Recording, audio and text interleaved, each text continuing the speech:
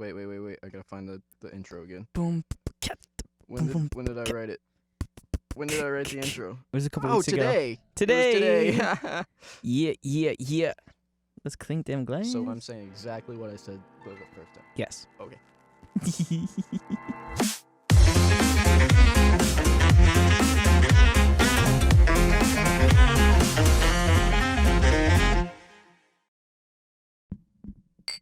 It's Whiskey Wednesday, where we pull a topic submitted by our listeners out of a hat and filter it through our attempt at a Christian worldview. I was just trying to make her laugh. All right, Paul, what are we talking about this week? Well, let's find out. Brrrr. Let's get that drum roll. Oh, our topic is, what the heck was Trey saying? Christians don't have to believe in the resurrection. So I got a few responses from people on the old Instagram, and a couple in person. They're like, "What was he talking about? I kind of want to hear more about that." Wait. Okay. All right. Okay. All right. Okay. I feel all right. I feel attacked. I feel attacked. Well, there was a few people that were extremely interested. Not as like, what the heck? But they're like, I want to hear more about that. All right, so give me the numbers. Was it like 50-50? Was it like most people were like, I'm interested? Or was it mostly like, why are you doing a podcast with this guy? He's obviously... That was a separate DM. That was just about us in general. Like, why are you doing a podcast? No, I would say the overwhelming majority was saying, I want to hear more about that. Well, that's really nice. Yeah. Yeah. Which I think speaks well to our listeners as well, because they want to explore these topics with us. Yeah, that's really cool. Okay, well, I will say, I'll start by saying, maybe it was just outright foolish of me to say. But as most of our responses go on this podcast, I don't know, and God help us. Well, to quote Luther even that could more, be our soundboard.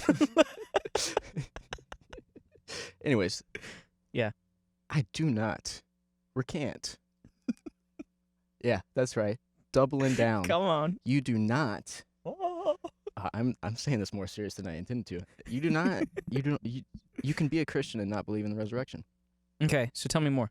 I think that's okay. So there's multiple ways I want to go about this. It's like varying levels of an argument. It seems to me as well. But I mean, I'll start with the maybe the not the dumbest one, but like let me just start with a question. Save the worst for first. Were the disciples Christians before the crucifixion and resurrection? What would you say? So, do you want me to answer? Yeah. Okay, so I guess what I believe about that is, that's an interesting question. So, that's very interesting. Because it seems like, for me, I guess my thinking toward it was, or is, it was a belief in the final sacrifice as far as their Savior would come. That I kind of put that in Old Testament. It was a belief that someone will come, and the New Testament is a belief that someone came. Okay. Does that make sense? It makes sense. Okay, so that's kind of my thinking about it. So, were they Christians before the resurrection? I would say yeah, because Gotcha. Don't even say anything else. because.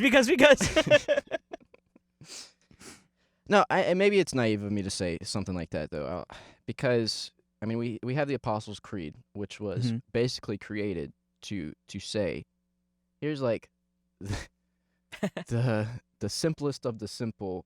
This is what Christians believe, and one of the things they say is Christ suffered under, Pontius Pilate. Yeah, that was a reality, and that he rose again. Which, of course, the fact that the Apostles' Creed includes he suffered under Pontius Pilate is they are attempting to show this is history. This happened. Yeah. So in order for you to affirm that statement, it's almost like you're saying, I believe this happened. Yeah, that's true. So while I clarify my thoughts, why don't you think about what the appeal is for me to make this argument that you can be a Christian and not believe in the resurrection? I want to see you try to do that. So it's interesting about that is because I don't actually totally understand. But so I'll go into this. I'll put context behind it by saying that I've never actually spent time necessarily thinking what exactly makes you a Christian. So I think a lot of this too, me coming into this, I've never spent the time to sit down and really think through it. Of like, this is the details of who a Christian is, like what makes you one. I've always heard, and I've always believed that, whether some of it's just through assumption in Sunday school teaching, is that a Christian is someone who believes in the death and resurrection of Jesus Christ. Yeah. So you're saying I'm wrong? I was saying that's been my belief from it. So the point of saying that you don't have to believe in that to be a Christian, it kind of makes me ask the bigger question. Is like, okay, then what are you saying is a Christian? What is that? Yeah. All right. So here's the two definitions as I see them.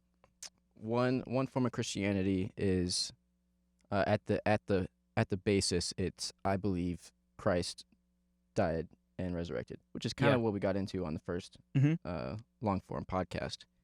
But I think a more beneficial understanding of what Christianity means is a Christianity as a response to objective reality, like how we will live in this world, but it's not necessarily a claim for what objective reality is. Okay. So maybe that sounds a little maybe postmodern. Well, it's not postmodern because it assumes that there is objective reality. But so you're just modern. not modern. Not at all. Maybe meta-modern, but yeah, which we don't know what that is yet. But maybe that's what it is. So it's more of it's a how do we act in the world? And so how do we act? We act as a Christ follower. We follow in the way we see Christ living, whether or not the hard to believe things actually happened. Because I think there's a lot of appeal. I mean, you hear this all the time from people that aren't Christians. Like, hey, we like Christ, we just don't like the Christians. Whether or not he existed. Which, I mean, I think I've said this before too. There is ample evidence that he did exist, and there's good reason to believe, even though as absurd as it is, there's reason to believe he did. Die and resurrect. Right. No, it's true. And so it's interesting. So you kind of answered my question there in the first half. Okay. Which is being a Christian is living as a Christ follower. Is that fair to say? Yeah. So in that sense, I do agree with you that to be a Christian, you don't have to believe that. But I know for me, I guess my assumption going into that is saying you're a Christian kind of carries this extra weight of you're someone who believes that this happened and like this is the life of this person and that's who you're following, that he paid that sacrifice. So that's Go ahead, finish. No, I say so that's kind of like what I'm adding into this whole box of Christian. Yeah, and I think that's a very modern. It's very traditional. It's a very modern approach, and I think it neglects the utility of myth. I mean, myth. When we go to myth, we're not saying that the myth didn't happen. It's just the point of the myth is not the history of it. It's the essence of it. Right. Which is why I believe that Christ did die and resurrect, because I believe in a God who is an all-encompassing lover. Right? He's all-encompassing good, truth, and beauty. And it just seems through my a priori deductions, like it's all theory. Yeah. That, well, if there is a God like that in theory, then he would be like that in reality. Does that make sense? Yeah, and that does. So Christ is this. The reason I believe that this actually happened, or part of the reason I believe it, is that Christ is this union of that which is symbolic, spiritual, myth, narrative, and what is empirical, objective, physical reality. Yeah. Yeah, I think that's fair to say. I mean, looking at the writings of the New Testament, the apostles, their whole thing was kind of bridging that gap between, the myths at the time, the Greek and Roman myths, and fusing that into, like, this is who Jesus is. Yeah. Well, and does that make sense? Yeah, it makes sense. So I guess, like I said earlier, we in our modern eyes, we have a hard time not seeing things as history and still finding it as having some sort of utility. Yeah. Whereas, we live in a materialistic worldview. Exactly. And so with like the Gospels, like, well, with that viewpoint, how do you reconcile that the Gospels have so many inconsistencies among each other? Because it from my viewpoint, it seems obvious that they would do that, because what's more important to them is not what actually happened, but that the narrative as a whole, it follows a structure. So each gospel writer had an intent behind why they would write that their gospel, and it wasn't so they took liberties. They took certain liberties in their gospel and how they presented things. That's interesting. Yeah, so I also say too, and this is maybe my more conservative side coming out too, and being like, I don't actually think that there are inconsistencies that would deter it, I guess, from being reality. But this is a whole other thing, I guess, of it being history, and they're showing like, oh, these don't play to each other. But understanding the myths of it as well and what they're talking about, the history, what they knew, it adds more depth to that as well. Yeah. So that's a lot. There's a lot there. But can I end it with this? There's so much more. I don't end. But so I want to say this, and I'll let you have the last word in here. So it sounds like what you're saying, and I would agree with this if this is true, that to live as a Christian, to be a Christian, I would agree. You don't have to believe in the resurrection, because with that, as you're defining that, and as I feel like I've understood you saying, is that's living with the, can I say, code of morality or the lifestyle that Jesus outlined. Yeah, and so it's a framework towards how I'm going to live. Yes. Yeah. And in that sense, I would agree with that. Okay. All right, so I don't know if you have anything else to add to that. I guess the reason I care about this argument is because I don't blame somebody for not being able to believe that Christ died and resurrected. I put that into a larger side because we've said this before. There's a lot of weird stuff in the Bible. Yeah, it's lot weird. Of weird stuff. It's weird. So I think, although I think it did happen, I don't think it's necessary to believe it to be a Christian. And I think that's part of the struggle. It's almost like you're saying, help my unbelief. Yeah. I believe. Help my unbelief. I believe that you have the words that give life. Help my unbelief in these physical impossibilities that you proclaim.